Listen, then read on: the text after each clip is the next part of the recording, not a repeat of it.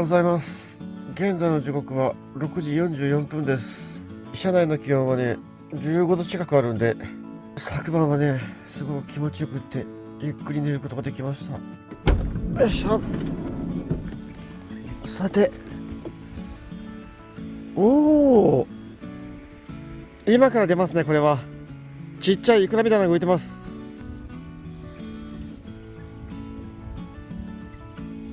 ちなみにね、昨晩は車がね一台も通らずにめちゃめちゃ静かにねゆっくり休むことができました。せっかくなんでね、海眺めながらね朝ごはんいただきたいんで、車内でね朝ごはん作りましょう。よし、ということで、ね、今朝はねこのパンですね、福岡県のねフランソワさんっていうパンメーカーさんのほうれん草パン買ってきてるんでね、こちらでホットサンド作ってねいただきたいと思います。くっつきにくいホイル、電化、塩コショウで、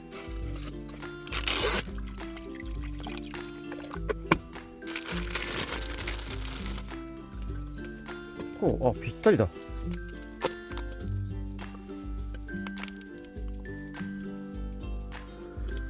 ほうれん草のすごくいい匂いするパンです。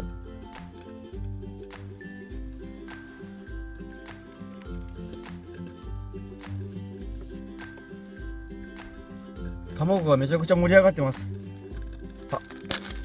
でこれをパッと置いて、でチーズで閉じるとやって、よしいいかな。はい、ちょっといい色になったけども OK、 焼けました。ちなみに反対側はもっといい色です。せーの、 OK。 ちょっとね包丁とか通せないんでこの分で切っていきましょう。おお、サクサク。よし、これで OK。 よし、そこいいですね。あそこ使わせてもらいましょう。よし、ということでね、朝日眺めながらいただきたいと思います。いただきます。果たしてホットサンドのお味は。めちゃめちゃ美味しいです。パンがねサクサクで中もトロトロでね、めちゃめちゃいけます。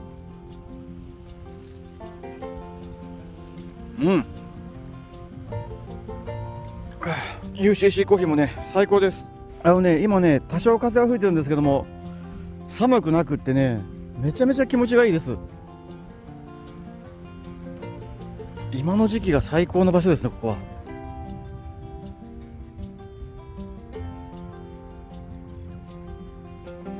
よし、完食です。ごちそうさまでした。美味しかったです。景色も最高、いい朝ごはんでした。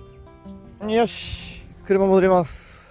はい、ということでね、移動できる準備ができたんですけども、現在の時刻はもう8時6分なんですよね。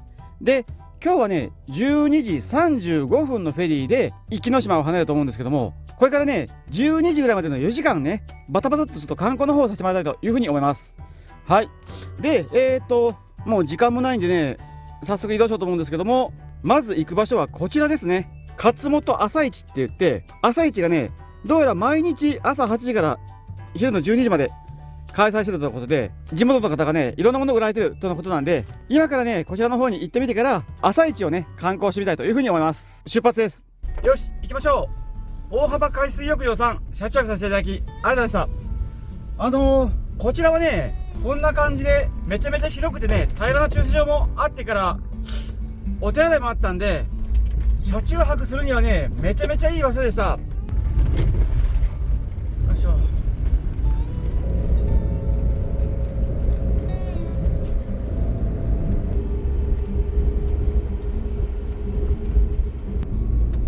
よしよしよし。はい、ということで、こちらが朝市の場所の近くなんですけども、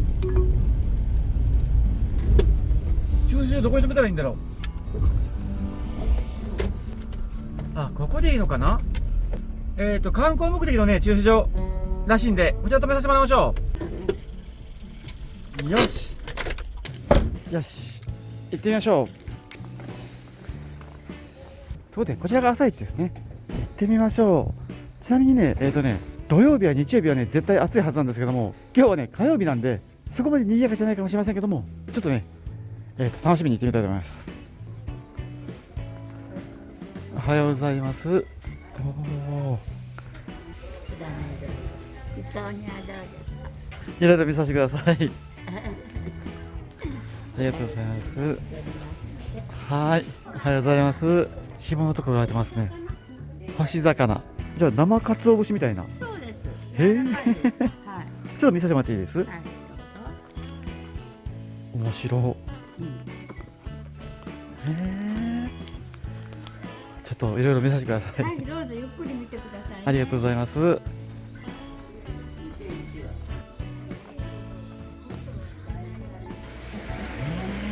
これもち米です？うん、こっち。お芋？あ、もち米。もち米ね。これは何です？これは金柑をうん蜂蜜であ、炊いたもの。炊いたやつ。ジャムみたいなやつだ。じゃあ、それお菓子。おかきとあられ。おかきいくらなんです？ 200円。 200円。おかき1個もらっていいですか？はい。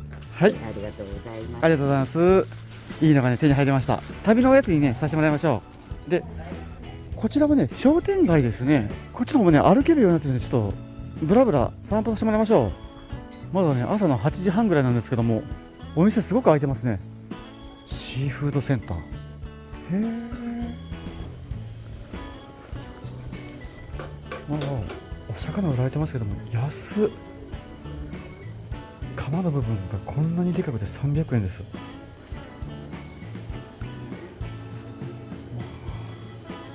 本当はね、土曜日とか日曜日の朝に来てから買い物する場所ですね。わあ、今から島を離れようかという人間がね、買い物を楽しみに来る場所じゃないです。はい、ということで、今ね、地元の方にお話を伺ってみたら、勝浦朝市は後継者不足で、ちょっとね、今、寂しい状態だというふうに伺いました。はい。でもね、僕は地元の空気をね、感じることができて、すごく楽しかったです。はい。で、お次はね、この近くに壱岐イルカパークっていうところがあるんですけども、その先に無料のキャンプ場があって、僕がね、行こうかなと思ってた場所なんで、今からね、そちらの方、すごい近い場所にあるんで、確認というかね、観光の方にちょっと行ってみたいと思います。よし、よし、行きましょう。この島をね、24時間で回ろうとするのはね、無謀ですね。見どころね、ないように見えてめちゃめちゃあります。ちなみにね、こちらは、この先のね、離島の方に遊びに行ける遊覧船も出てる場所ではあるんですけども、今日はね、時間がないんでもう行けません。しまったなぁ。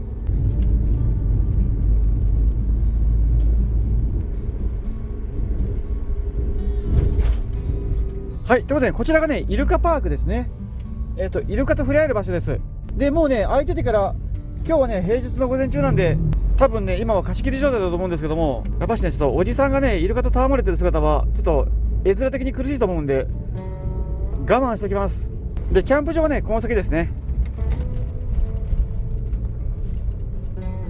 よし、ここですね。はい、ということで、ね、到着です。こちらはね、串山海水浴場さんですね。ビーチはね、こんな感じなんですけども、海がとりあえず青いですね、すごく。で、こちらにはね、トイレや更衣室がありますね。だから海水浴場で遊ぶ用の施設ですね。で、昨日ね、車中泊させてもらった場所の砂ってサラサラだったんですけども、こちらはね、ちょっと粒が粗めですね。海はね、すごい透き通ってるんですけども、足触りがちょっと悪そうですね。まあ、断層のね、地形の場所なんで、こんな感じかなと思います。ちなみにね、すごく静かな場所なんで、車中泊したらね、快適なんじゃないかと思うんですけども、海はね、言うほど綺麗じゃないなというふうに思いました。はい、ごめんなさい。個人的な感想です。よし、ということで、また次に移動しましょう。お次はね、猿の形をした猿岩っていう場所があるんで、そちらに行ってみようと思います。現在地からね、15キロでね、25分かかるそうです。で、現在時刻はね、もう9時半なんで、着いたらね、10時前ですけども、ちょっとね、頑張って急いで行ってみたいと思います。はい、行きましょう。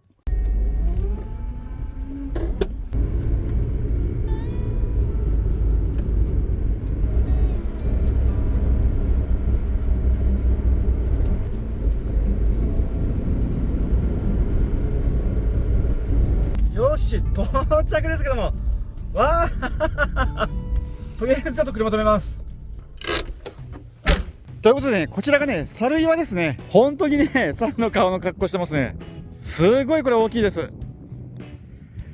昨日のね微笑むゴリラと顔の大きさ変わりません。これキングコングだ。でちょっとね近くの方まで行けるみたいなので歩いて行ってみましょう。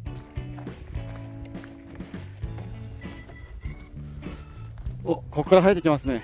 うわー、おー猿ですね。すごい。この緑の部分、木や草が生えた部分がね猿っぽさをさらに増してますね。すごい。というかね本当にすごい巨大なんで、何でしょう、ネーミングセンスが間違ってますね。猿の巨大岩とか微笑む巨大ゴリラとかね、巨大をつけた方がいいと思います。はい。さらにここからの景色もいいですね。へえ。でちなみにせっかくなんでね、さっきおばあちゃんから買ったおせんべいいただきましょう。いただきます。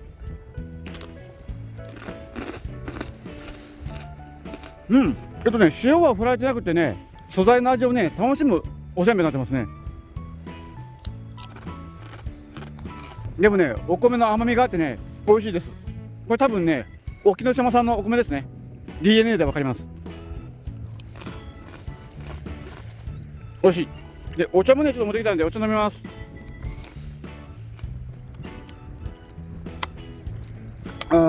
よし、すごい猿も見れたんでね、ちょっと車の方に戻ります。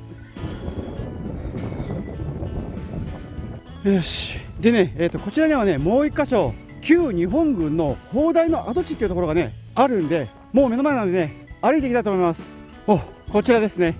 50メーターほどね下ってきました。黒崎砲台跡入り口ですね。すごいのがこっちがね、日本最大の戦艦大和の砲台でめちゃめちゃ大きいんですけども、もうそれレベルのね弾が撃てる砲台がここにねあったみたいで、こんなのがね昔あったみたいです。へえ、40センチ砲で高速度のことなんでね、ちょっと行ってみたいと思います。行きましょう。おお、これはねこの地元の玉砂利をこういった分に入れてから固めてる部分ですかね。すごい。ライト持ってくればよかった。あら、この先行けれませんね。残念。ここまででした。入り口からね20メーターもなしで終わりました。残念です。ちなみにね上空から見たらこんな感じでから穴は残ってるんですけどもね、こちらのねお土産屋さんの裏から入れるのかな。戻りましょう。あれ、こっちかな、もしかしたらここから行けるかもしれません。お、行けるっぽい。はい来れました。ここですね。うわー、すごい穴です。ここにね昔は砲台がついてて、日本海側の方をね防衛してたみたいです。すごい。多分ね戦後解体されたんだと思います。よかった、いいものが見れました。よしよし。でねこちらがねお猿のかご屋っていう猿岩のお土産屋さんなんで、お土産を見に行ってみたいと思います。こちらにはね砲台の音が書かれてました。とりあえず要約すると、作った時はもう民間人立ち入り禁止の場所で訓練射撃は行われてたけども実戦では一度も使われなかったっていうことで戦後解体されたそうです。すごいですね。こんにちは。すごいですね。いろんなね粉が売られてます。米の粉、はったい粉、小麦粉、きび粉、紫芋の粉にさつまいもの粉、全部合法的な粉です。猿岩ゴーフレットありますね。これいいですね。ここに来たらねこちら購入させてもらいましょう。あとね僕欲しかったのが粋 T シャツっていうのがあるんですよね。かなりね粋な T シャツなんですけども、これがかっこいいですね。猿岩 T シャツありますね。僕シャツね本当に手持ちが少ないんで、こちらはね購入させてもらいましょう。であとねコースターがいいですね。僕ねグラス買ったからそれ置くねコースター欲しいですね。いいのがあるな。どれにしようかな。漢字とローマ字ですね。購入させてもらいましょう。よし、はいお願いします。はい、ありがとうございます。よし、粋なねいいお土産がたくさん買いました。オッケー楽しかったです。よし、ということでねとりあえずね見たいところはぐるっと回ったんですけども、現在の時刻はね10時24分で、あと2時間でフェリーが出るんですよね。ですんでね、もうここからは観光っていうのはやめといて、もうねお土産をちょっと買いながらフェリー乗り場の方に移動したいと思います。はい。でとりあえずまず行きたいのは、このグラスを買わしてもらった生きの暮らし用さんで、僕ねこのグラスお土産に何個か欲しいんで、今からねそちらの方にグラス買いにね行ってみたいと思います。はい。ちなみにね 11km で19分で行けるそうです。ということでね、行きましょ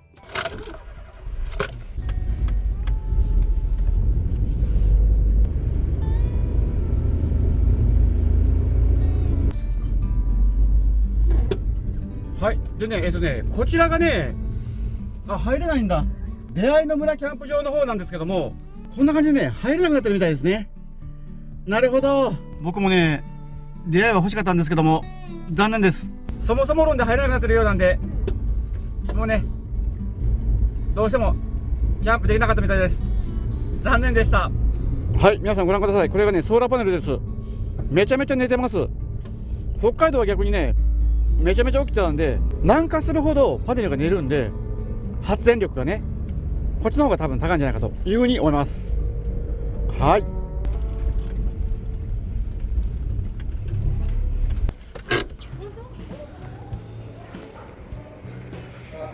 こんにちは。昨日はおいしいお酒をありがとうございました。グラスが気に入ったんで、お土産にちょっとグラスをまた買いに寄らせてもらいました。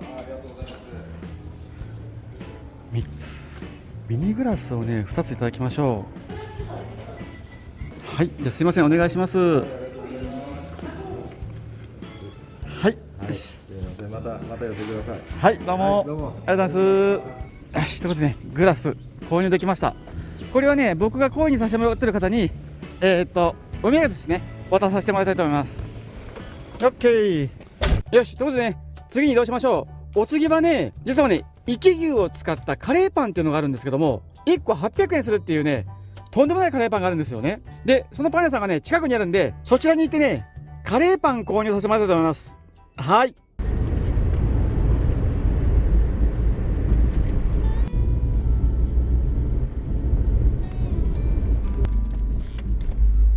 はい、こちらですね。到着です。よし。よし、そうですね、カレーパンあったらいいんですけども、ちょっとね、行ってきたいと思います。行ってきます。はい、こちらのね、カレーパンです。今ね、注文しました。上がるのにね、3、4分かかるそうです。800円。はい。ありがとうございます。すみません、暑いのでお気をつけくださいね。はい、どうも。ありがとうございます。はい、ということで、生き牛カレーパンゲットです。1個800円です。これね、食べてみたかったんですよね。よーし。で、ただしね、熱々で、僕猫舌なんで、今すぐには食べれないんで、ちょっとね、これはね、少し冷ましてからいただくとして、今度はね、僕がね、一番最初に言ってた、息にはね、お肉とお酒とお菓子があるって言ったんですけども、お菓子っていうのはね、かす巻きっていうお菓子なんですよね。で、そちらもね、フェリー乗り場の近くの方に売られてるんで、もうね、そちらの方に今度は移動してみたいと思います。はい、行きましょう。よいしょ。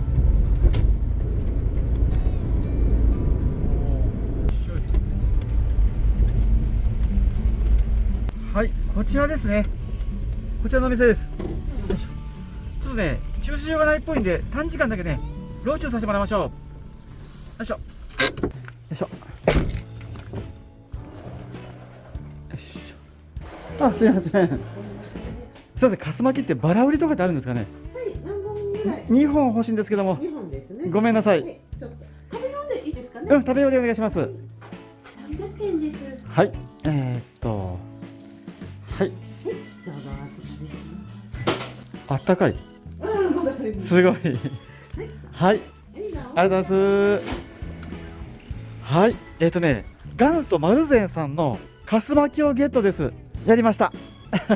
よし、でもね、こんなことしようといけないので、車動かしましょう。ちなみにね、2つで300円でした。で、もうね、いい時間なんで、フェリー乗り場に移動します。行きましょう。ここからね、3分で行けるみたいです。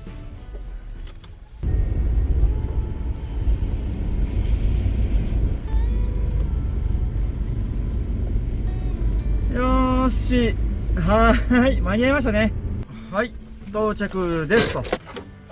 よし、ということでね、九州郵船さんの壱岐支店の方に到着したんですけども、こちらからね、フェリーに乗って出発するんで、まずはね、搭乗手続きだけ済ましておきたいと思います。行ってきます。はい、お願いします。よし、乗船手続きね、完了です。OK です。でね、僕ないかなと思ったらね、ありますね、7種類飲み比べのやつが。これいいですね。あれいただきましょう。すいません。あそこの7種類飲み比べのやつ、お願いします。1840円ですね。はい、すいません。はい。ではい、ありがとうございます。どうもありがとうございます。オッケー、いいのが買えました。よーし。よし、ということでね、今もう12時ちょうどですね。搭乗手続き完了です。よし。じゃあね、乗り場はね、ぐるっとまた向こうなんで、車動かしたいと思います。よいしょ。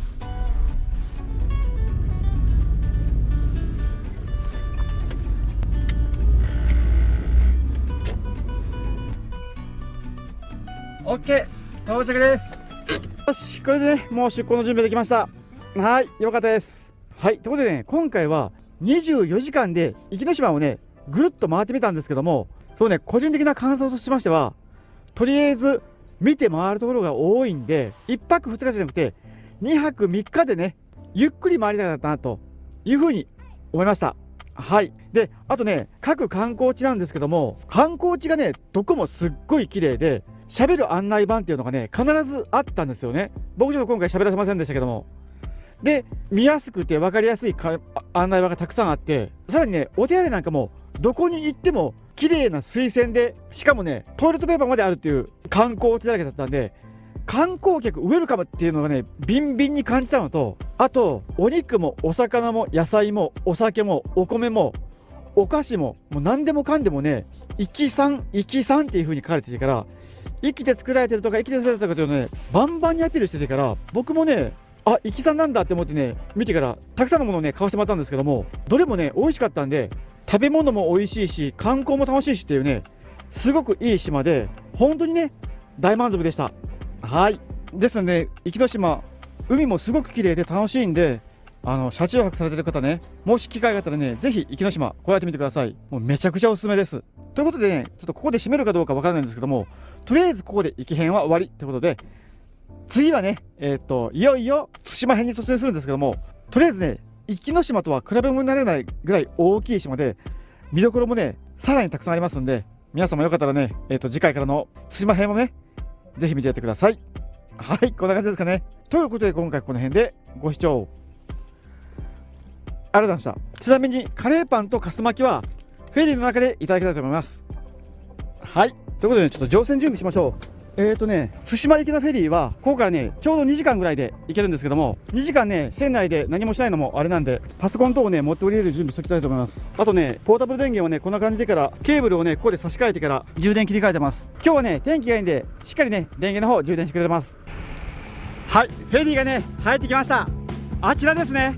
おお、豪華客船絆です。でっか。あ、バックで入れてますよこれ。だからね、バックで詰め込ますみたいですね。おー、バックで詰め込むの初めての経験ですね。よいしょ。おお、もうね閉まってます。早い。よしよし、じゃあ客室にね行きましょう。先にね乾杯してみましょう。よし、ということでね出港です。さよなら沖ノ島、また来ます。沖ノ島すごくいい島でした。なんかね、島中にめちゃくちゃ活気があってから、新築の家なんかもねバンバン建てたりしてから、観光地も綺麗だし、もう本当にねすごく楽しい島でした。できることならね、あともう一日はいたかったです。